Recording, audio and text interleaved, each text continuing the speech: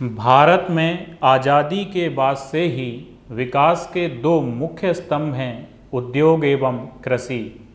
विकास उसी क्षेत्र में हुआ है जहां उद्योग स्थापित हुए हैं, उदाहरण के लिए मुंबई पुणे क्षेत्र। इसी तरह से सिंचाई के लिए बांध और नहरों का जहां निर्माण हुआ है वो उसी क्षेत्र में विकास हुआ है, जैसे पंजाब हरियाणा क्षेत्र। मध्य प्रदेश में आबादी का 70% हिस्सा और जीडीपी का 40% हिस्सा कृषि पर आधारित है।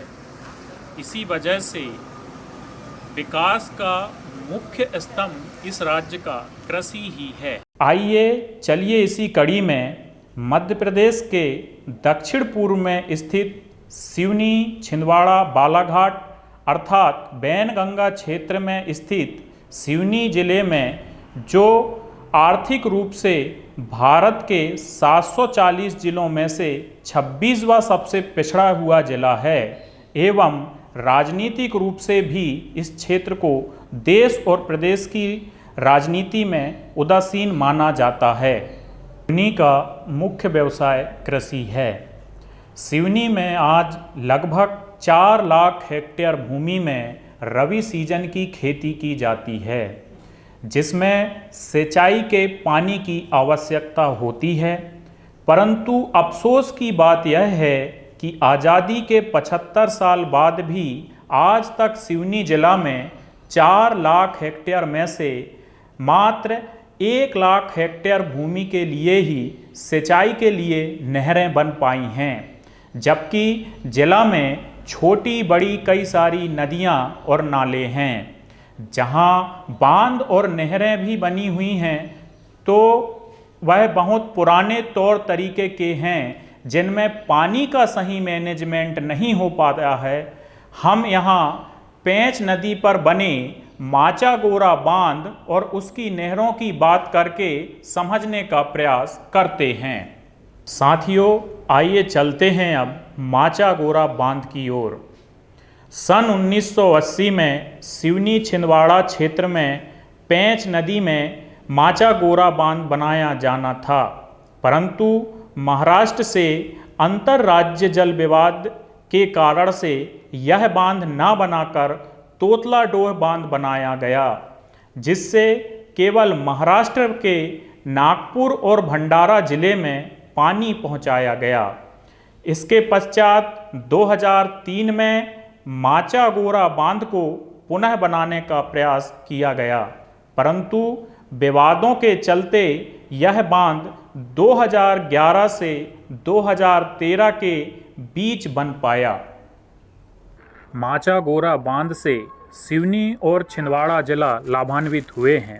पहले इस बांध से जहां पूरे 90,000 हेक्टेयर ज़मीन को सिंचित करना था, जिसमें से सिवनी को लगभग 45,000 हेक्टेयर और छिंदवाड़ा को लगभग 45,000 हेक्टेयर ज़मीन सिंचित करना था, लेकिन आज देखें तो ये 90 की जगह सिर्फ 70,000 हेक्टेयर को ही सिंचित कर पा रहा है।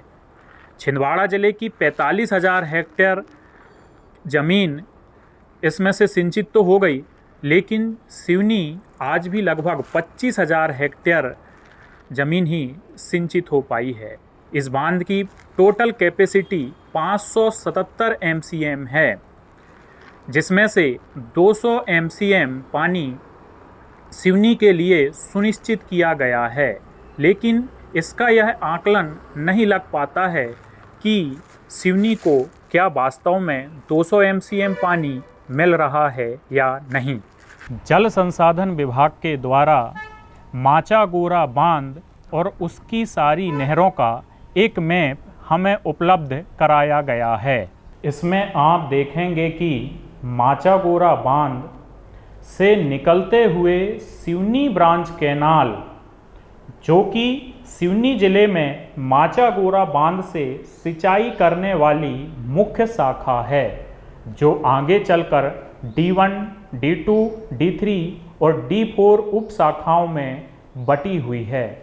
इससे आप देख पा रहे होंगे कि सिवनी के ना के बराबर लालमाटी क्षेत्र, जैतपुर दिघौरी क्षेत्र एवं कलारबांकी क्षेत्र में लगभग 45,000 हेक्टेयर में सिंचाई होनी थी, परंतु आज भी केवल 20 से 25,000 हेक्टेयर में ही सिंचाई हो रही है।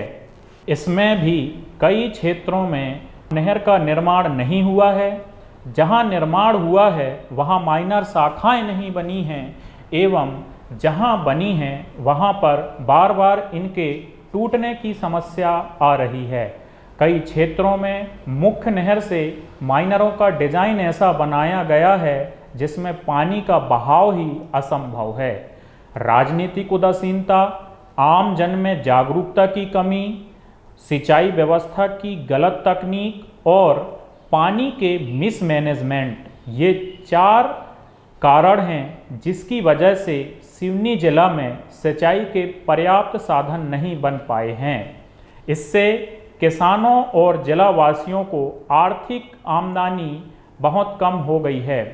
यही वजह है कि सिवनी को देश का 26वां सबसे पिछड़ा और गरीब जिला में गिना गया है। साथियों, नहर विकास सत्याग्रह के माध्यम से पिछले वर्षों से हम जिला में नहरों का निर्माण, नहरों का सुधार और नहरों का विस्तार, इन मुद्दों को लेकर संघर्षरत हैं और गांव-गांव जाकर और सोशल मीडिया के अन्य माध्यमों से जनता और किसानों को लगातार जागरूक करने की मुहिम चला रहे हैं। इसी जागरूकता की कड़ी में यह डॉक्यूमेंट्री बनाने का हमने प्रयास किए हैं। साथियों, हम सिंचाई की आधुनिक और कई बेहतर प्रणाली जो देश ही नहीं मध्य प्रदेश के अन्य क्षेत्रों में लगी हुई हैं उनको समझने का प्रयास कर रहे हैं, ताकि उनके द्वारा हमारे क्षेत्र की सिंचाई का रकबा कैसे बढ़ाया जा सके, कैसे पानी का बेहतर उपयोग हो सके। मध्य प्रदेश में पिछले 3 वर्षों में जितनी भी नई परियोजनाएं आई हैं वो सभी लिफ्ट सिंचाई परियोजना या लिफ्ट इरिगेशन प्रोजेक्ट के नाम से जानी जाती हैं, क्योंकि जहां ओपन कैनाल से 1 MCM पानी से मात्र 130 से 170 हेक्टेयर रकबे की सिंचाई होती है, वहीं लिफ्ट इरिगेशन प्रोजेक्ट की आधुनिक तकनीक से 1 MCM पानी से 330 हेक्टेयर रकबा में सिंचाई की जाती है। इस आधुनिक सिंचाई तकनीक को इजरायली तकनीक भी कहा जाता है। मध्य प्रदेश में सबसे पहला लिफ्ट इरिगेशन प्रोजेक्ट खंडवा जिला का पुनासा क्षेत्र में बना पुनासा लिफ्ट इरिगेशन प्रोजेक्ट है। तो साथियों, चलिए अब हम मध्य प्रदेश के निमाड़ क्षेत्र में चलते हैं। सिवनी, छिंदवाड़ा, बालाघाट या बैनगंगा क्षेत्र की तरह ही मध्य प्रदेश के दक्षिण पश्चिम हिस्से में स्थित निमाड़ क्षेत्र का खंडवा जिला में आप सिवनी में होने वाली समस्याओं का आधुनिक समाधान देख पाएंगे, जिसमें हमने ऊपर बताए फायदे युक्त इजरायली तकनीक से बनी हुई आधुनिक सिंचाई व्यवस्था का उदाहरण दिया है। साथियों, यहाँ जो पीछे दिख रही है वो काली पहाड़ी, वहाँ पे है पुनासा डैम और वो पीरी बिल्डिंग है। वहाँ पे एक प्रेशर पंप सिस्टम है जिसकी पाइपलाइन हम ये जो खड़े हैं यहाँ से आती हुई इस तालाब को लिंक करती है और उस प्रेशर पंप के द्वारा पाइपलाइन के माध्यम से इस तालाब को रिचार्ज किया जाता है। ये 3 किलोमीटर की परिधि में बना तालाब है। फिर यहाँ से निश्चित मात्रा के अनुसार यहाँ भी पाइपलाइन के द्वारा 25,000 हेक्टेयर में सिंचाई की जाती है, जिसके पंप उस तरफ लगे हुए हैं, वो हम वहाँ भी चल के देखेंगे। साथियों, अभी हम ये खड़े हैं, ये आप देखिए पुनासा विस्तार उद्वहन सिंचाई परियोजना का ये पंप हाउस है। यहाँ से देखिए ये 3 किलोमीटर की परिधि में ये तालाब बना हुआ है। ये तालाब ऊपर है, इसके नीचे में जो बड़ा बांध है वो नीचे की तरफ, उस बड़े बांध से लिफ्ट करके इस छोटे तालाब को रिचार्ज किया जाता है। उसका पानी और यहाँ से पानी, यहाँ पर देखिए पंप लगा है, ये पंप हाउस है, और पंप से ये पाइपलाइन के द्वारा पानी की सप्लाई इस क्षेत्र के किसानों के खेतों में की जाती है, जिसके खेतों में पाइप के कनेक्शन लगे हुए होते हैं। हम आगे उन किसानों के खेतों में जाके, और जो इस क्षेत्र के किसान हैं, खंडवा जिले के पुनासा क्षेत्र के, उनसे भी हम रूबरू होंगे और कैसे पाइपलाइन से वो डायरेक्ट अपने खेत में पानी लेते हैं, सिंचाई करते हैं, वो देखेंगे। पुनासा सिंचाई उद्वहन परियोजना में 3 चरणों में इसको डिस्ट्रीब्यूट किया गया है, जिसका ये पहला चरण है। इसमें यहाँ पे देखिए 2 पंप लगे हुए हैं, इन्हीं पंप से पानी प्रेशर होके पाइप के माध्यम से किसानों के खेतों तक जाता है। अभी हमने जो 2 पंप देखे थे, ये उनके देखिए ये 2 सॉफ्ट स्टार्टर हैं, मतलब जो पंप को चालू और बंद करने के स्टार्टर। जो प्रत्येक उसकी जो मोटर है वो 315 केवी की 2 मोटर लगी हुई है, और यहाँ से फिर जो पानी डिस्ट्रीब्यूट होता है उसके ये पूरे क्षेत्र वाइज स्विच हैं। यहाँ से भी पूरे क्षेत्र का किस तरफ पानी चलाना है, किस तरफ बंद करना है, उसमें ये सारे क्षेत्र के लिए अलग अलग स्विच लगे हुए हैं। यहाँ पे इस पूरे सिस्टम को मात्र एक ऑपरेटर ही ऑपरेट कर लेता है, तो ये काफ़ी है जैसा हमने अभी तक देखा। सिंचाई की इस नई तकनीक में जैसे हम देख रहे थे कि जो पाइपलाइन से, अंडरग्राउंड पाइपलाइन से खेतों में कैसे पानी पहुंचाया जाता है, तो अभी हमारे साथ हैं खंडवा जिला के पुनासा क्षेत्र के ही एक किसान, आपका नाम भैया? अखिलेश चौधरी जी हैं। हम इनसे इसके बारे में पूछेंगे। यहाँ ये खेत है, कपास लगी हुई है, और ये जो है अंडरग्राउंड पाइपलाइन है, उससे ये पानी के खेत में कनेक्शन निकले हुए हैं। यहाँ पर हम देख रहे हैं कि भैया ये 7 कनेक्शन है ना। 7 कनेक्शन कितने हेक्टेयर जमीन के लिए है? 25 हेक्टेयर जमीन के लिए 7 कनेक्शन दिए गए हैं। इस कनेक्शन में कोई बिजली पंप नहीं लगता है, इसमें से मतलब डायरेक्ट पाइप लगाते हैं और किसान अपने खेत में पानी चला सकता है। उसमें किसान ओपन पाइप से भी पानी ले सकता है और नोजल से भी ले सकता है। एक कनेक्शन में यदि हम दूरी मान लें 50 से 100 फीट की दूरी पर इसमें डायरेक्ट पाइप लगाएं तो कितने नोजल, मतलब जो स्प्रिंकलर कितने चल सकते हैं? 20 के करीब समथिंग चल, लगभग 20 नोजल 50 फीट 100 फीट की दूरी में 5 HP की मोटर चलाती है। तो 5 HP के मोटर के बराबर हम मान लें या उससे भी अधिक एक कनेक्शन में पानी निकलता है। अच्छा, पानी 24 घंटे चलता है जब से नहर चालू होती है 24 घंटे। अच्छा, जब सीजन में जब नहर चालू होती है तो 24 घंटे चलती है। हम यहाँ पर भी दिखाना चाहेंगे कि एक मोटी पाइपलाइन देखें, वो नीचे से गई हुई है, और इसके कनेक्शन का सिस्टम कैसे इसमें से 7 भागों में ये बांटा गया है। ये 7 कनेक्शन इस 25 हेक्टेयर जमीन के लिए पर्याप्त हैं। मतलब एक कनेक्शन से लगभग 3.5 हेक्टेयर जमीन की सिंचाई की जा रही है, और एक कनेक्शन में 5 HP के पंप के बराबर पानी आ रहा है। लेकिन 5 HP का यहाँ पे कोई बिजली का कनेक्शन या डीजल पंप नहीं लगाया जा रहा है। इसमें डायरेक्ट पाइप जोड़ के और पानी ले लिया जाता है। इसमें इतना प्रेशर से पानी आता है। 7 पाइप का कनेक्शन हम यहाँ पे देखें 25 हेक्टेयर ज़मीन के लिए है, और इसमें सिर्फ इतना बड़ा एक टाँका बनाया गया है। यहाँ से भी ये पाइपलाइन यहाँ से अंडरग्राउंड आई है, और उसके ऊपर से ये हम देखते हैं कि फसल लगी हुई है। इसमें कोई भी ज़मीन खराब नहीं हुई है, जैसे ओपन कैनाल में खराब हो जाती है और सरकार को बहुत सारी किसानों की ज़मीन अधिग्रहण करनी पड़ती है। लेकिन यहाँ पे लगभग 4 से 5 फीट नीचे से पाइपलाइन को अंडरग्राउंड किया गया है, उसके ऊपर से खेती हो रही है। अभी हम जिस खेत में खड़े हैं ये कपास लगी हुई है। मैं ये आपसे जानना चाहता हूँ कि ये कपास कब लगाई गई है? ये 15 मई के लगभग 15 मई को। लेकिन ये खरीफ की तो कोई बारिश नहीं होती है इस सीजन की। उद्वहन सिंचाई चलती है, हाँ। इससे पानी मिलता है। अच्छा, मतलब बोनी के लिए भी आपको पानी दिया जाता है। मतलब बारिश से लगभग बारिश शुरू होने से 15-20 दिन पहले, हाँ 1-1.5 महीने पहले, 1-1.5 महीना पहले पानी दिया जाता है, जिससे आप ये कपास की खेती करते हैं। उस समय बोनी कर देते हैं, है ना, बोनी कर देते हैं। तो आपके दिमाग में कोई चिंता नहीं रहती होगी कि भैया कब बारिश होगी, खेत गीला हो जाएगा, तब हम बोनी करेंगे? नहीं, ऐसी कोई चिंता नहीं। जैसे हमारी लाइन चालू होती है ना, तो पर्याप्त पानी मिलता है हमको। अच्छा, पर्याप्त इसमें पानी हमारी मिलता है। फसल बारिश तक कंप्लीट हो जाए। बारिश तक कंप्लीट हो हाँ। जाती है। अभी ये देख रहे हैं कि अभी तो मानसूनी बारिश शुरू हो रही है, शुरू हुई है। और जब ये complete- आपकी फसल है कि ये काफी बड़ी हाँ, हो गई। चुकी है। साथियों, जैसे कि हमने पहले देखा पुनासा लिफ्ट इरिगेशन प्रोजेक्ट, और उसके बारे में हमने जाना समझा, उसके क्या फायदे हैं वो भी हमने हमारी आंखों से देखा।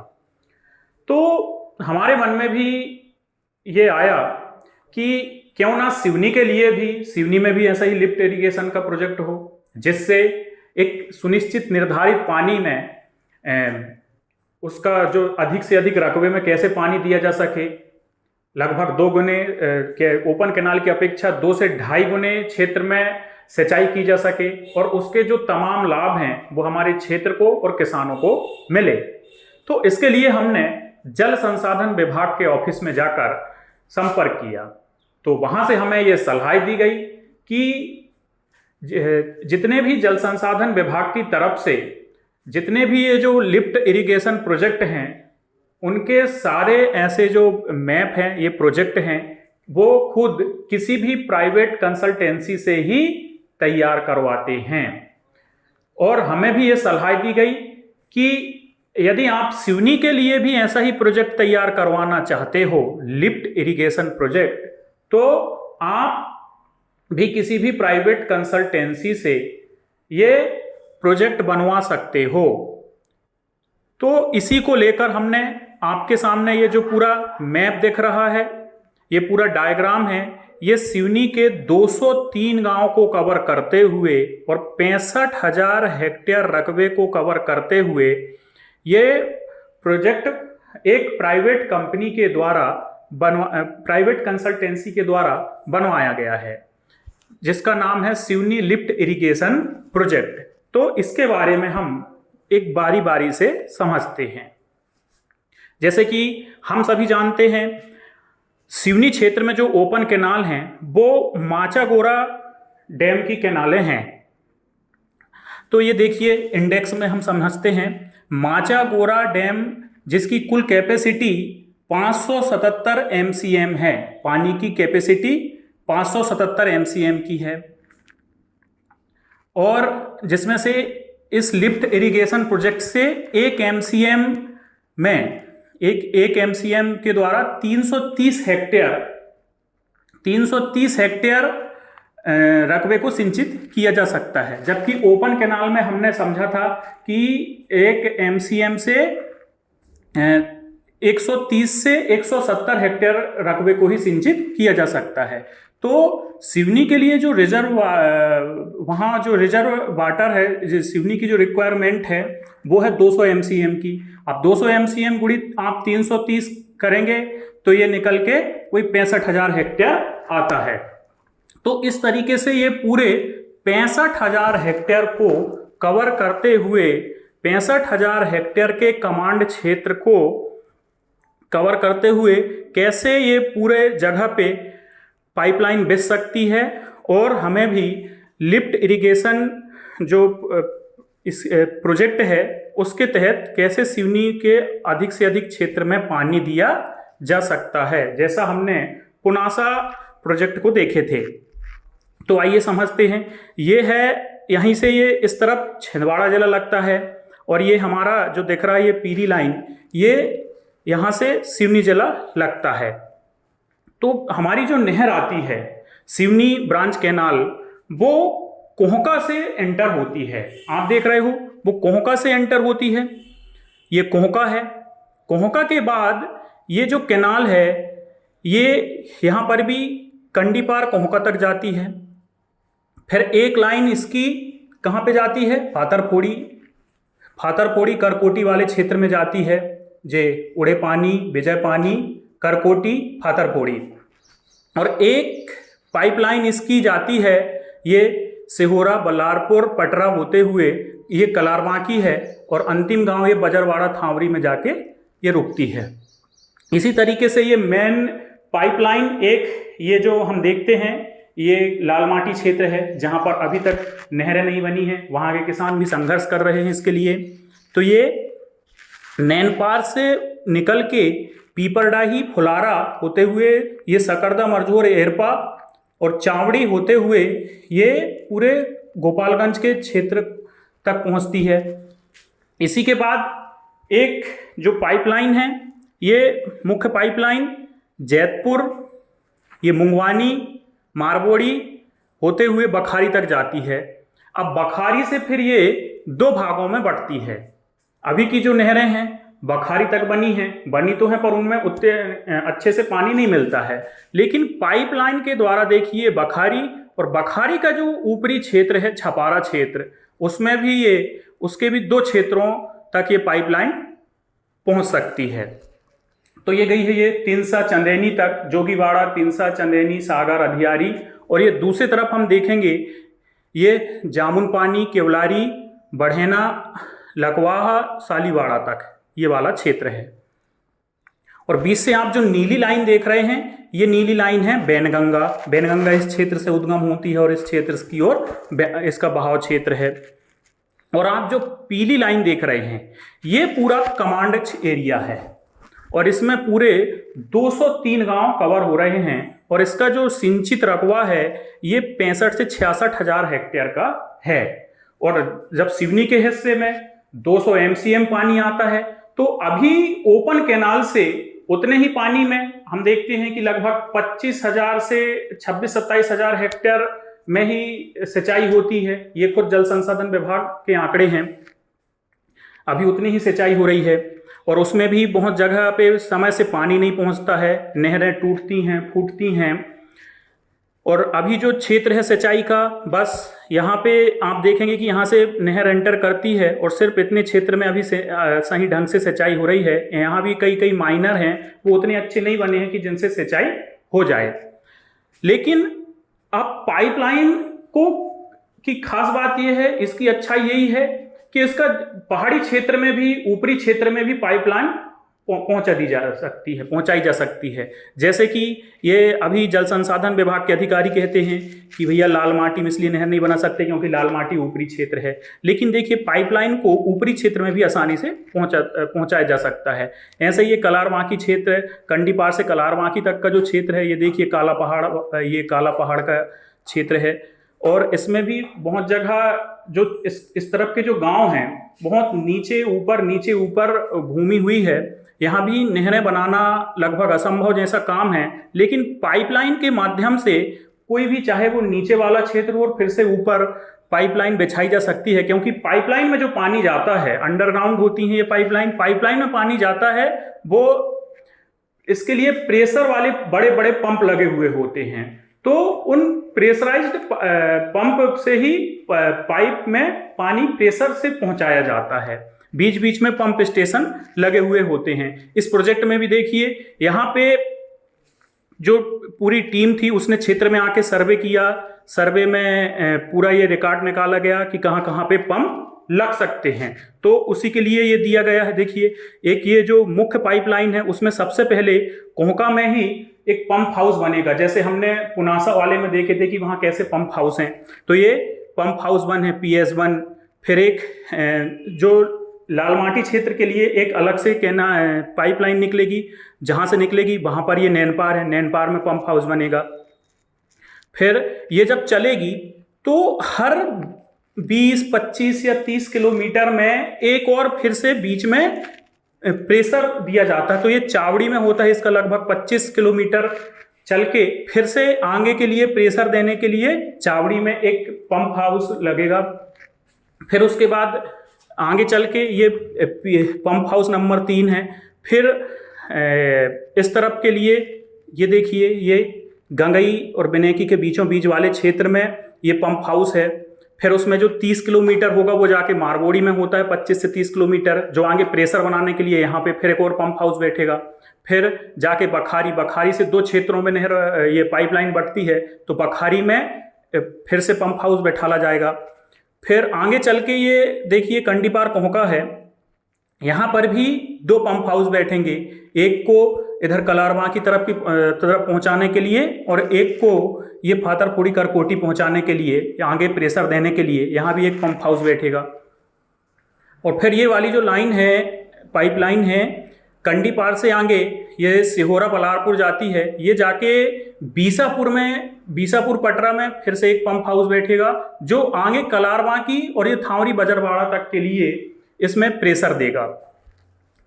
अब ये हो गया आपका मेन पाइपलाइन, ये जो इस कलर की आप यहाँ पे देख रहे हैं ये मेन पाइपलाइन है। अब बात ये आती है कि ये मेन पाइपलाइन तो पूरे सभी गांवों में नहीं गई है और ये जा भी नहीं सकती है, तो लेकिन हमें पानी तो हर खेत में पहुंचाना है। तो पाइपलाइन में ये बड़े पाइप होते हैं, बड़े साइज के पाइप होते हैं, यहाँ इसी में पंप हाउस रहते हैं। फिर इसी के द्वारा बड़ी पाइपलाइन से छोटी पाइपलाइन को कनेक्ट कर करके गांव-गांव और फिर उससे छोटे खेत तक पाइप के कनेक्शन पहुंचाए जाते हैं। तो हम ये देखेंगे कि इस पूरे प्रोजेक्ट में पूरे ये 203 गांव हैं सिवनी के क्षेत्र के। 203 गांव में आप ये जो हरी वाली लाइनें देख रहे हैं, ये हरी वाली लाइनें वही हैं डिस्ट्रीब्यूटरी पाइपलाइन है। ये देखिए जैसे ये DM1 है, ये DM1 यहाँ से कनेक्ट होती है सुकरी से, जो सुकरी, पेपरिया, हतनापुर, कन्हरगांव, पांजरा यहाँ तक का ये पूरा कवर करती है। फिर यहाँ के रकबे में फिर इसी से खेत के लिए हर 40 हेक्टेयर या 50 हेक्टेयर में फिर से वो निकालते हैं एक डिस्ट्रीब्यूटरी, और फिर उसको 2.5 हेक्टेयर या 3-3 हेक्टेयर में एक कनेक्शन दिया जाता है। तो ये जो हरी लाइन है ये पूरे गांव तक गई है, पूरे 203 गांव को कनेक्ट करती है। जैसे ये देखिए DM5 है, ये चंदौरी से निकलती है, चंदौरी के बाद ये नकटिया और छिंदगवार को कनेक्ट करती है। जैसे ये देखिए DM9 है, डिस्ट्रीब्यूटरी 9, ये बैरढाना से निकलती है, नेवारी रैयत, लकवा, सालीवाड़ा और ये उटेकटा और धोरिया, इतने क्षेत्र को ये कवर करती है, इतने गांवों को। तो ऐसे हर गांव हैं। जैसे ये देखिए DM10 है, ये डिस्ट्रीब्यूटरी माइनर 10, तो ये कहाँ से निकलती है? पिंडरई से। पिंडरई, खटकर, सागर, सिवनी, बकौड़ी, कोंडरा, इन गांवों को ये पूरी डिस्ट्रीब्यूटरी लाइन कवर कर रही है। ऐसे आप देखेंगे कि हर गांव के लिए, ये देखिए चाहे ये कोकलाहा में निकली है, कोकलाहा के को जोड़ती है, वो DM33 है। DM33 से ये बलारपुर से निकलती है, बीसापुर, कोकलाहा, बीसावाड़ी, गोरखपुर, पौंडी, झिलमिली और बोरिया को कनेक्ट करती है। तो पाइपलाइन की खास बात यही है कि ये पूरे गांव को, कहीं पाइपलाइन है कहीं से भी ले जा लो, ऊंची जगह हो, नीची जगह हो, हर जगह से इसको पहुंचाया जा सकता है। तो साथियों, आपने सिवनी लिफ्ट इरिगेशन प्रोजेक्ट के बारे में समझा। अब ये तो एक डायग्राम में बनाया गया प्रोजेक्ट है, लेकिन इसको पूरे कैसे मूर्त रूप दिया जाए, इसके बहुत सारे पक्ष हैं। जल संसाधन विभाग है, इसकी एक प्रशासकीय स्वीकृति है, शासन प्रशासन से स्वीकृति है। तो उसके लिए हमें ज़रूरत है कि ऐसे ही अनुभवी आदमी से इसके बारे में हम समझें।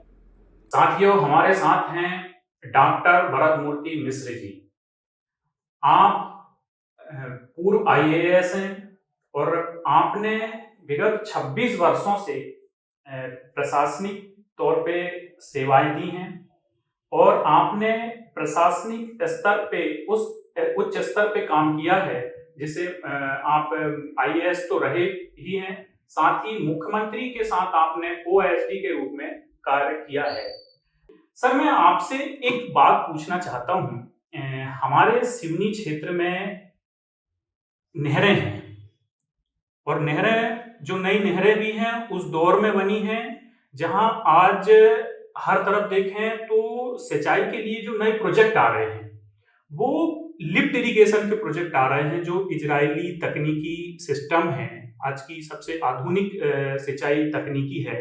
वो हमारे मध्य प्रदेश में भी बहुत सी जगह पे खंडवा जिले में, राजगढ़ जिले में, कुक्षी क्षेत्र में, उनासा क्षेत्र में, अलग अलग क्षेत्रों में अब जितनी भी सिंचाई परियोजनाओं की स्वीकृति हो रही है वो लिफ्ट इरिगेशन के रूप में हो रही है। हमारा माचागोरा बांध कोई पुराना नहीं है, नया है। और ये देखते हैं कि माचागोरा बांध में नहरें हैं, नहरों में कई जगह से टूट जाती हैं, फूट जाती हैं, पानी का वेस्टेज जाता है और 1 MCM पानी में ओपन नहरों के द्वारा 130 से 170 हेक्टेयर जमीन तक ही सिंचाई होती है। लेकिन नए सिस्टम में, लिफ्ट इरिगेशन प्रोजेक्ट में 1 MCM पानी में, मतलब उतने ही पानी में सिंचाई का रकबा लगभग बढ़ के दोगुना हो जाता है। मतलब 1 MCM पानी में 330 हेक्टेयर जमीन सिंचाई होती है और उसके और भी बहुत सारे लाभ हैं। तो माचागोरा बांध से जहां आज सिवनी में 25,000 हेक्टेयर से लगभग 27-28,000 हेक्टेयर जमीन सिंचित हो रही है, उतने ही पानी में यदि सिवनी लिफ्ट इरिगेशन प्रोजेक्ट लाया जाए तो 65,000 हेक्टेयर जमीन सिंचित होने लगेगी और उसमें किसानों को भी कई प्रकार की सुविधाएं हैं। तो आपसे मैं जानना चाहता हूं सर कि लिफ्ट इरिगेशन प्रोजेक्ट की हम सिवनी के लिए मांग कर रहे हैं, तो उसकी शासकीय और प्रशासकीय स्वीकृति किस प्रकार हो सकती है, उसमें क्या क्या प्रोसेस रहती है, थोड़ा आप विस्तार से बताइए। देखिए, सबसे पहले तो किसी भी क्षेत्र में अगर इस तरह का कोई प्रोजेक्ट है, क्योंकि ये प्रोजेक्ट मैं समझता हूँ 1500 करोड़, 2000, कई बार 3000 करोड़ का भी प्रोजेक्ट होता है, तो ये एक बड़ा प्रोजेक्ट होता है। तो इसके लिए 2 तरह से चीजें आगे बढ़ती हैं शासन में, प्रशासन में। या तो जनता इतने बड़े पैमाने पे मांग करे, या वहां कोई ऐसा जागरूक जनप्रतिनिधि हो जो वास्तव में जनता के लिए काम करना चाहता है। ये बड़ा दुर्भाग्यपूर्ण है कि हर क्षेत्र में ऐसे जनप्रतिनिधि नहीं है, और इसीलिए उस क्षेत्र में अगर जनप्रतिनिधि जागरूक नहीं है या तकनीकी रूप से जानकार नहीं है, समझदार नहीं है, तो वो जनता की उस मांग को शासन में रख नहीं पाता। जनता अगर अपनी तरफ से करती है तो वो एक तरह का संघर्ष का रास्ता है कि जनता वहां पर इतना ज्यादा प्रदर्शन करे, बहुत ज्यादा उसमें हल्ला गुल्ला हो, तब जाके शासन स्तर से कोई कार्रवाई होती है। जो सामान्य प्रक्रिया है वो ये है कि जनता की डिमांड उसके जनप्रतिनिधि के द्वारा शासन स्तर पर पत्राचार करके रखी जाती है, और साथ ही जनप्रतिनिधि को, संबंधित विभाग के मंत्री को, कई बार मुख्यमंत्री जी को, कई बार विभाग के प्रमुख सचिव को पहले वस्तुतः जाकर व्यक्तिगत तौर पर मुलाकात करके अपना पक्ष रखना होता है। और ये पक्ष केवल ऐसे नहीं रखा जा सकता कि साहब हमारे यहाँ नहरें बननी है, आप जरा नहरें बनवा दो। इसके पहले उस जनप्रतिनिधि को क्षेत्र का पूरा अध्ययन करना पड़ता है, ताकि वो तथ्यात्मक बात जो है प्रमुख सचिव को बता सके या मंत्री जी को बता सके। जो मेरा अपना अनुभव है कि सामान्य विभाग में प्रमुख सचिव को अगर कोई भी बात तकनीकी रूप से पूरी जानकारी देते हुए तथ्यों के साथ प्रस्तुत की जाती है, तो उस प्रमुख सचिव की रुचि उस काम को करने में हो जाती है कि यार ये आदमी सही बात लाया है सामने और इस पर काम किया जाए। अगले स्टेप में मंत्री या प्रमुख सचिव एक तकनीकी समिति का गठन करते हैं, और जनप्रतिनिधि, विधायक हो सकता है, जिला पंचायत का अध्यक्ष हो सकता है, उसके द्वारा जो प्रस्ताव लाया गया है उस प्रस्ताव पर वे एक तकनीकी समिति का पहले गठन करते हैं। वो तकनीकी समिति उस क्षेत्र का दौरा करती है और साथ साथ उसकी भौगोलिक परिस्थिति के साथ साथ कई बार उसका मेजरमेंट भी करती है। लीड कितनी है उसका भी मेजरमेंट करती है। कई बार जिसको अपन सामान्य भाषा में कहते हैं कि जो तल है उस तल का, धरातल के कोऑर्डिनेट्स भी लेती है, और वो तकनीकी रिपोर्ट एक तैयार करके वो विभाग को दोबारा प्रस्तुत होती है। इसके बाद विभाग जो है उसमें उसका बजट का एस्टिमेशन कराता है कि अगर इस काम को पूरा किया जाए तो कितना बजट इसमें संभावित है। फिर बजट के बाद उसकी स्वीकृति वित्त विभाग से भी लेना होती है। इसके बाद में जब वित्त विभाग उतना पैसा प्रोविजन करने के लिए तैयार होता है तो वो प्रोविजन 2 तरह से होता है। एक होता है कि विभाग को जो हर साल मिलने वाला आवंटन है, यदि एक सामान्य प्रकार की कोई परियोजना है तो विभाग के आवंटन में ही वो एडजस्ट हो सकती है। कई बार उसके लिए वित्त विभाग से अनुमति अलग से भी लेना पड़ती है। कई बार उस प्रोजेक्ट की स्वीकृति केवल मंत्री स्तर से हो जाती है, पर अगर उसमें भूअर्जन भी इन्वॉल्व है, एक से अधिक जिलों का कोई उसमें मतलब दखल है, तो ऐसी स्थिति में फिर वो परियोजना अंतिम स्वीकृति के लिए वो मुख्यमंत्री जी तक भी जाती है।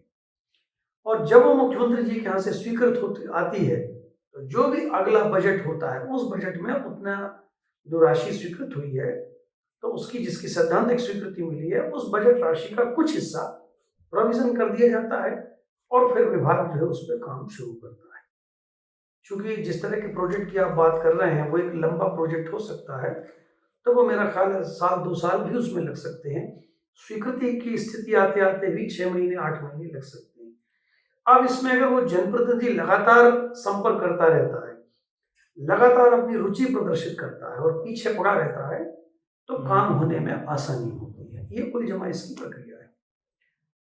मध्य प्रदेश के दूसरे हिस्से में सर ये इतना ही बड़े क्षेत्र का प्रोजेक्ट है और यही लिफ्ट इरिगेशन सिस्टम का प्रोजेक्ट है, जिसमें लगभग 65 से 70 हजार हेक्टेयर जमीन के लिए बनाया गया है।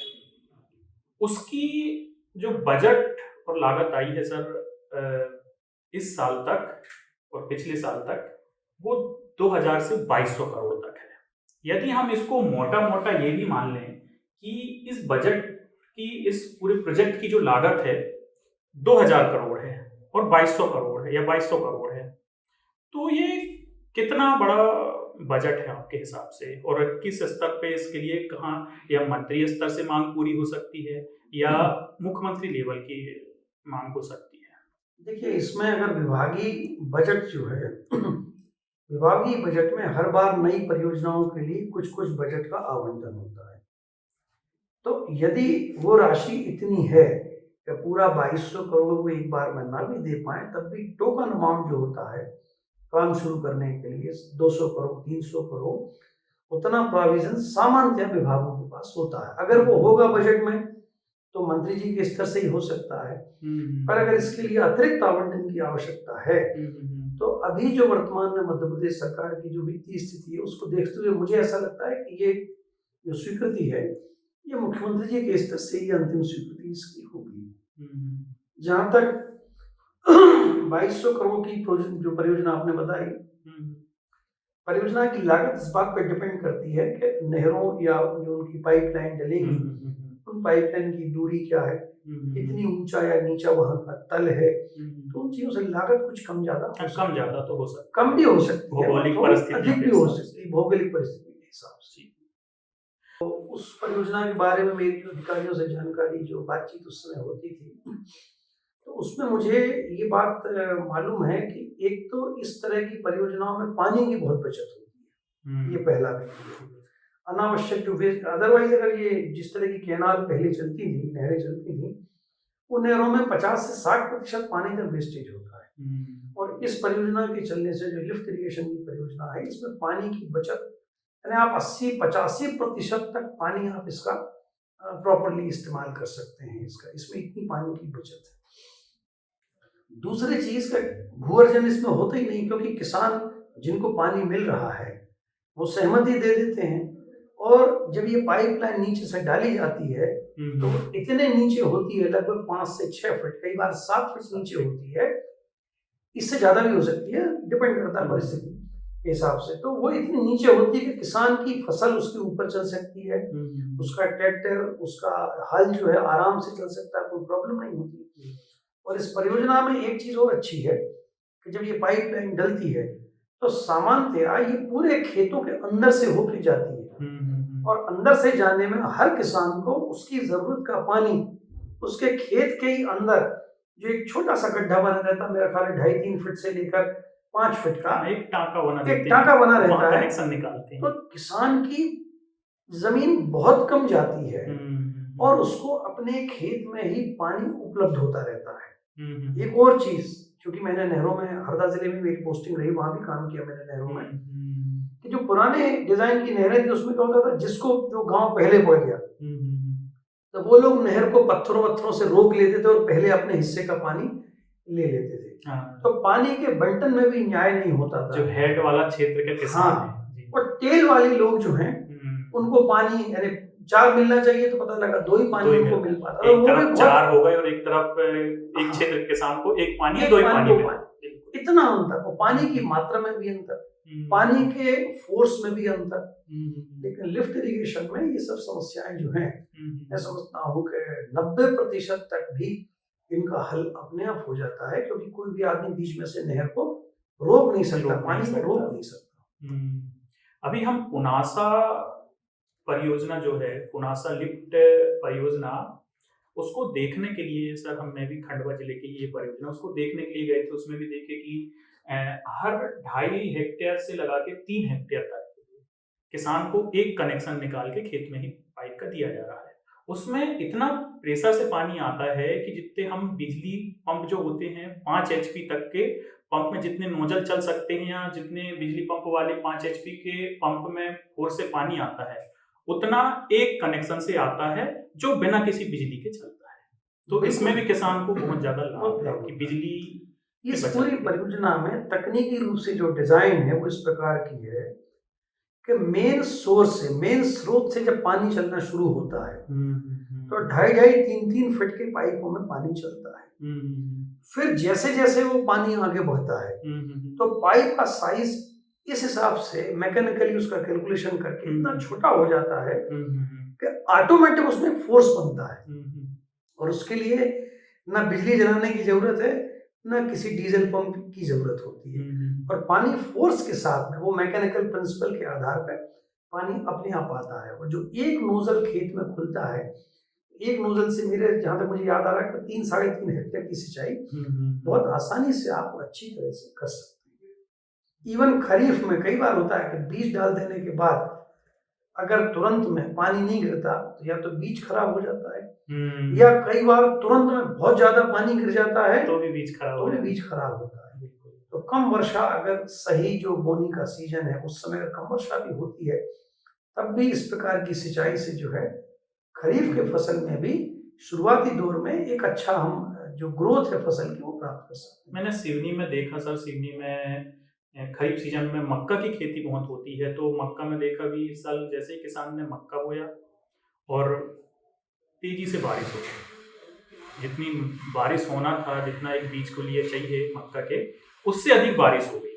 लेकिन ये बात मैंने भी सर अभी पुनासा में देखा कि वहाँ किसानों ने अभी मानसूनी बारिश से 1 महीना पहले या 1.5 महीना पहले लिफ्ट इरिगेशन सिस्टम से उनकी जो है नहरें चालू हो गई, उनको पानी मिल गया 15 मई को 20 मई को, और उन्होंने अपना बीज बो दिया। उधर कपास की खेती हुई थी, मैंने एक किसान से जाके मैं पूछा तो उसने 15 मई को कपास बो दिया और सिंचाई कर लिया। अब आज मानसून आया तब तक उसके जो फसल है 1 महीना 1.5 महीने की हो गई। तो आज 15 दिन बारिश भी ना हो तो भी उसकी फसल अब बची रहेगी, और मान लो बहुत तेज बारिश भी हो जाए तो अब वो पौधा इतना बड़ा हो गया है, उसकी फसल ऐसे बड़ी हो गई, वो सह सकती है। तो ये भी किसान के लिए बहुत फायदेमंद है। बहुत बड़ी बात है। देखिए, किसान का बीज अगर नष्ट हो जाए, क्योंकि हम भी गांव से आते हैं, तो 2 बार बोनी करना, 2 बार बीज खरीदना, बीज जो है मूल फसल से लगभग दुगने रेट का होता है। तो ऐसे में तो किसान की लागत इतनी ज्यादा लग जाएगी, उसको बचेगा क्या फिर उसमें। इसी इसलिए ये जो प्रोजेक्ट आपने बताया, और ये प्रोजेक्ट बहुत अच्छा प्रोजेक्ट है, और इसको आपके जिले में भी, सिवनी जिले में भी होना चाहिए। सिवनी मेरा मतलब नौकरी का पहला जिला है, और सिवनी ऐसा जिला है जहाँ मुझे लोगों ने बड़ा प्रेम दिया, स्नेह दिया, तो मुझे भी हल्की सी जानकारी सत्याग्रह की है कि वहाँ पर किसानों में जो है नहरों का सत्याग्रह, और मेरा ख्याल है पिछले 2-3-4 महीने में वो सत्याग्रह काफ़ी घर घर तक पहुँच गया, लोगों ने काफ़ी उस पर बढ़ चढ़ के हिस्सा लिया। तो मैं बिल्कुल चाहूँगा कि जो लोग इतने संघर्षशील हैं उनके लिए ईश्वर करे कि ये प्रोजेक्ट उनके लिए सैंक्शन हो। सर एक बार मैं फिर से आपको पहले मेरा जो पहला सवाल था उसका आपका जवाब था कि एक तरीका ये है कि संघर्ष से भी समाधान होता है, जो हम तो संघर्ष कर ही रहे हैं, और उसका सरल तरीका होता है, जो सबसे सरल तरीका इस तरीके के प्रोजेक्ट को इम्प्लीमेंट कराने के लिए वो था कि सत्ता से समाधान वाला रास्ता। अब चूंकि सत्ता में तो जनप्रतिनिधि ही होते हैं क्षेत्र के, वही अब मंत्री जी तक हमारी पहुंच तो नहीं है, हम तो जितना चाहे सड़क हो या मीडिया है, सोशल मीडिया है, जो भी माध्यम है, वहीं से हम आवाज़ उठा सकते हैं, जनता भी वहीं से आवाज़ उठा सकती है। लेकिन मंत्री जी तक, मुख्यमंत्री जी तक, विभागों तक हमारे जनप्रतिनिधि हैं, खास करके विधायक लेवल के जो जनप्रतिनिधि हैं, उनकी तो डायरेक्ट पहुंच होती है। वो चाहेंगे तो बहुत सरल तरीके से क्या हो सकता है। ये बात सच है। सवाल ये देखिए, मध्य प्रदेश में 230 विधायक हर बार चुन के आते हैं, उसमें से लेकिन केवल 25, 30, 40 मान लें, बहुत ज्यादा है 50 मान लें, 60 मान लें, इतने ही विधायक हैं जो बहुत प्रभावी सिद्ध होते हैं। अधिकांश विधायक जो है अपने जिले में कलेक्टर से बात करने में भी यानी डरते हैं या कलेक्टर से दूर दूर रहते हैं। अधिकारियों से बातचीत करने के लिए उनका मतलब जो एक तरीका है, वो तरीका ऐसा प्रभावी तरीका होता है कि अधिकारी फिर उतना ध्यान उस बिंदु पर नहीं देते। एक और अगली चीज कि जनप्रतिनिधि यदि खुद जागरूक है और वो अगर खुद चीजों को समझता है तभी तो वो काम करा पाएगा। क्योंकि आप केवल अगर जाके ये कहते साहब हमारे क्षेत्र में नहर सत्याग्रह चल रहा है, नहर बना दीजिए, तो ये बात बहुत अधूरी है। और जो मुझे अनुभव है शासन प्रशासन का, इस बात पर कोई बहुत ज्यादा तवज्जो वहां नहीं दी जाती। पहले उस जनप्रतिनिधि का तकनीकी रूप से सक्षम होना, समझदार होना बहुत जरूरी है। क्योंकि सबसे पहला प्रपोजल जो शासन प्रशासन में जाएगा, चाहे वो जिला स्तर पर जाए, चाहे विभाग के मतलब भोपाल स्तर, राजधानी के स्तर पर जाए, वो ले जाने वाला वही व्यक्ति है। और चूंकि विधायक एक तरह से सत्ता का प्रतिनिधि है, तो सत्ता से समाधान बहुत आराम से हो जाएगा।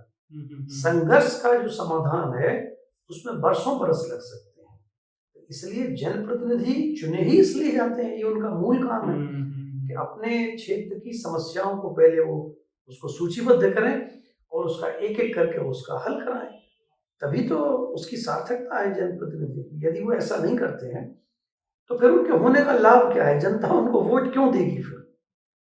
आपने सबसे बड़ी बात अभी जो बोल दी है वो यही है कि शायद इन चीजों की समझ नहीं है, सही ढंग से हमारे जनप्रतिनिधि हो सकता है कि बात न रख पाते हैं। ये समस्या मैं समझता हूँ 60% जनप्रतिनिधियों की है। मध्य प्रदेश की जनता जो नरक भोग रही है उसका मेन कारण ये है कि मैं ये नहीं कह सकता कि वो सारे लोग बुरे ही होंगे, ऐसा भी नहीं मानता मैं, लेकिन उनको वो तकनीकी समझ नहीं है कि वो अपने इलाके का विकास कैसे करें, लोगों की समस्याएं हल कैसे कराएं, तहसीलों में या जनपदों में लोगों के काम कैसे जल्दी हो, कैसे वो अधिकारियों से सहयोग हासिल करें। क्योंकि अल्टीमेटली ये सब चीजें जो है ना, ये आपसी समन्वय से ही हो सकती हैं। कोई भी पक्ष एक दूसरे पर हावी होकर ये सोचे कि ये काम करा लिया जाएगा, तो ऐसा होता नहीं। क्योंकि व्यवहारगत जो एक मापदंड है उसका पालन जनप्रतिनिधियों को भी करना पड़ता है। और अधिकांश जनप्रतिनिधि जो है वो वोट लेने के बाद और जीतने के बाद एक एक डेढ़ महीने अपने यहाँ भ्रमण नहीं करते, लोगों से मिलते नहीं है। वो एक आध आदमी को बिठा देते हैं, उनका कोई बाबू जैसा आदमी, वो लोगों को डील करता है। विधायक जी के डेढ़ महीने गायब करते हैं। ये सभी दूर मतलब बहुत सारे क्षेत्रों में ये परेशानियां हैं। मैं तो अभी भी कह रहा हूँ, मतलब जनप्रतिनिधि यदि जब तक जागरूक नहीं होगा, आप ऐसे जनप्रतिनिधियों को आप चुनते रहिए 10 साल, 20 साल, 50 साल, 100 साल, ये इनसे समस्याएं हल नहीं हो सकती। हल करने के लिए एक बेहतर आदमी, एक अच्छे बात व्यवहार का धनी व्यक्ति और तकनीकी रूप से समझदार व्यक्ति, जो विभाग को जानता हो, तंत्र को जानता हो, जो लिखना पढ़ना उस तरीके से जानता हो जिस तरीके से वो काम करा सकता है, उसका होना बहुत जरूरी है। ये केवल दस्तखत कर देने वाली बात नहीं। तो हमारे साथ थे, हमको जैसे कि मैंने बताया कि मैं भी लगभग 1 साल से मैं सर से परिचित हूँ और कई विषयों पर मैं लगातार आपसे सलाह मांगते रहता हूँ। आज भी हम जो सलाह मांगने आए थे सर से कि सिवनी लिफ्ट इरिगेशन सिस्टम, इस प्रोजेक्ट को शासन और प्रशासन के रूप में कैसे स्वीकृति मिल सकती है, तो सर ने बड़े अच्छे तरीके से हमको एक एक बिंदु, एक एक डिटेल पर समझाया। इसके हम बहुत बहुत आभारी हैं। सर एक बार फिर मैं बता दूं कि आप डॉक्टर वरदमूर्ति मिश्र हैं, आप पूर्व IAS हैं और 26 साल का एक लंबा अनुभव आपको आईएएस के रूप में सेवा देते हुए रहा है और आपने मुख्यमंत्री के ओएसडी के रूप में भी काम किया है। तो इस तरीके के जो प्रोजेक्ट हैं, आपने बहुत सारे प्रोजेक्टों को पास किया भी है और होते हुए देखे भी हैं। इसलिए आपने इन बिंदुओं पर बहुत अच्छी जानकारियां दी। साथ ही आपने पाइपलाइन प्रोजेक्ट, जो लिफ्ट इरिगेशन प्रोजेक्ट है, उसकी भी बहुत सारी जमीनी हकीकतें बताई। और इसी के साथ बहुत बहुत धन्यवाद सर, आपने हमको समय दिया। Thank you very much. साथियों, जैसे कि हम भी जानते हैं और सरकारी आंकड़े भी बताते हैं कि सिवनी जिला देश के सबसे पिछड़े हुए जिला में से एक के रूप में गिना जाता है। उसका सीधा सा कारण है, यहाँ कोई उद्योग नहीं है, उद्योग आधारित जिला नहीं है, यह एक कृषि आधारित जिला है। यहाँ की पूरी आर्थिक स्थिति कृषि पर टिकी हुई है और हम जानते हैं कि कृषि जो है सिंचाई पर टिकी होती है। यदि सिंचाई के साधन हैं, सिंचाई सुलभता से पानी है, नहरें हैं या अन्य कोई भी माध्यम है, तो फसलें अधिक होती हैं, किसान उन्नत होता है और किसान उन्नत होता है तो पूरा क्षेत्र और जिला उन्नत होता है। लोगों की आमदनी बढ़ती है, प्रति व्यक्ति आय अधिक गिनी जाती है और वो जिला या वो क्षेत्र ज़्यादा तरक्की करते हैं। तो जैसे कि हम जानते हैं, यही एक सिवनी की परेशानी है। इस परेशानी के हल के लिए हमने देखे कि कैसे यहाँ सिंचाई का रकबा बढ़ सकता है। सिंचाई के आधुनिक से आधुनिक जो तकनीकें हैं, जो देश तो छोड़िए या विदेशों में छोड़िए, हमारे मध्य प्रदेश में, हमारे अगल बगल के ज़िलों में उन्हीं तकनीकों से वही प्रोजेक्ट पास हो रहे हैं। और लिफ्ट इरिगेशन प्रोजेक्ट, या कहें कि इसको यह भी कह सकते हैं प्रेशराइज्ड पाइप इरिगेशन सिस्टम से आज सिंचाई हो रही है। कम पानी में अधिक से अधिक सुविधापूर्ण सिंचाई हो रही है, ज़्यादा रकबे में सिंचाई हो रही है। उसी को जानने हम पुनासा इरिगेशन सिस्टम को देखे हमने, उसको जाना। उसके बाद इसके लिए पूरी जो प्राइवेट कंसल्टेंसी है, उससे इस प्रोजेक्ट का पूरा डायग्राम बनवाया गया, उसको डिजाइन करवाया गया और उसकी प्रशासनिक स्वीकृति किस आधार पर हो सकती है, इसके बारे में हमने हमारे एक्सपर्ट डॉक्टर वरदमूर्ति मिश्रा जी, जो पूर्व आईएएस हैं, जिनका 26 साल प्रशासनिक सेवाओं में बीता है, जो मुख्यमंत्री के ओएसडी के पद तक रहे हैं, उन्होंने भी हमको बड़ी अच्छी बारीकी से समझाया। तो साथियों, उनके समझाने से हमें भी यह पता चला कि यदि राजनीतिक इच्छा शक्ति हो तो ये कोई बड़ी बात नहीं है। 2000 करोड़ का प्रोजेक्ट है और 2000 करोड़ हम देखें तो मध्य प्रदेश सरकार का सालाना बजट ही 3 लाख करोड़ का होता है। तो एक जिला है सिवनी भी, और सिवनी में के हिस्से में एक साल के पूरी पंचवर्षीय योजना में लगभग कितने हजार करोड़ आ सकते हैं, वो आप भी आकलन लगा सकते हैं। तो उसमें से 2000 करोड़ कोई बड़ा बजट नहीं है। एक बार बनेगा तो यहाँ की 20-25 हज़ार हेक्टेयर की अपेक्षा 65,000 हेक्टेयर ज़मीन में सिंचाई होगी, जो सुविधापूर्ण होगी, किसानों को सुविधा मिलेगा। तो साथियों, ये एक प्रोजेक्ट है, इसके लिए आपको संघर्ष करना पड़ेगा, इसके लिए आवाज़ उठाना पड़ेगा। हम एक नारा दे रहे हैं गांव-गांव जाकर कि जो नहर को करेगा सपोर्ट, उसी को जाएगा हमारा वोट। आगामी कोई भी चुनाव हो, आप खड़े होइए, अपने हक के लिए खड़े होना है, अपने वोट को किसी भी कीमत पर नहीं बेचना है। तो और इसके लिए और भी ज़्यादा, चाहे सिर्फ वोट अकेला मुद्दा नहीं है, हम ये चाहते हैं कि नहर विकास सत्याग्रह की इस मुहिम से जुड़िए। जिला का जो 4 लाख हेक्टेयर भूमि का रकबा है, जिसमें रबी सीजन की खेती होती है, उसको हम कैसे पूरे को सिंचित कर सकें। आज आज़ादी के बाद भी सिर्फ 1 लाख हेक्टेयर ज़मीन ही सिंचित हो पा रही है। तो 4 लाख हेक्टेयर तक कैसे हम पानी पहुंचाएं, कैसे नई नई तकनीकों से जो आज जो सिंचाई हो रही है, उन प्रोजेक्ट को हमारे ज़िले तक कैसे लाएं, इस लड़ाई को हम लड़ते रहेंगे, इसके लिए हम संघर्ष करेंगे।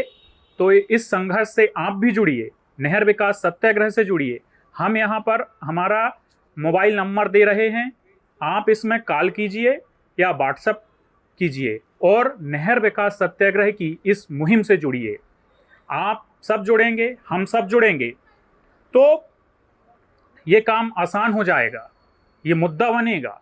तो यहाँ के जो भी राजनीतिक दल के नेता हैं उन पर डर बनेगा, एक दबाव बनेगा, तो वो अधिक से अधिक नहरों की बात करेंगे। और नहर ही वो माध्यम है जो सिवनी का वास्तविक विकास कर सकता है। 1 लाख हेक्टेयर की जगह यदि जिस दिन 4 लाख हेक्टेयर ज़मीन की सिंचाई होने लगेगी तो सिवनी बहुत तरक्की करेगा। किसानों के पास पैसा आएगा, अधिक पैसा आएगा। किसानों की 3 गुनी, 4 गुनी, 5 गुनी और 10-10 गुनी तक आय बढ़ेगी। नई तकनीकों से खेती का भी पैटर्न बदलता है। किसान खाद्यान्न छोड़कर जो कमर्शियल फसल हैं उनको लगाएगा और अधिक से अधिक किसान के बेटा भी जो है नए नए युवा हैं वो खेती की तरफ लौटेंगे। तो रोजगार, बेरोजगारी भी दूर होगी, रोजगार के और भी साधन बढ़ेंगे। किसान के पास पैसा आता है तो वो पैसा आस पड़ोस की दुकानों में से होते हुए बड़े बड़े शहरों की दुकानों तक और धंधा व्यापार में तक जाता है। वो पैसा वो नीचे से डिस्ट्रीब्यूट होता है। तो साथियों, आप नहर विकास सत्याग्रह से जुड़िए। इसी उम्मीद के साथ ये पूरी डॉक्यूमेंट्री बनाई गई। आपने इस पूरे वीडियो को देखा, पूरी डॉक्यूमेंट्री फिल्म को देखा और समझा, तो आप भी देखिए और दूसरे लोगों को भी दिखाइए, इसको और अधिक जगह पे शेयर कीजिए। बहुत बहुत धन्यवाद। जय जवान, जय किसान।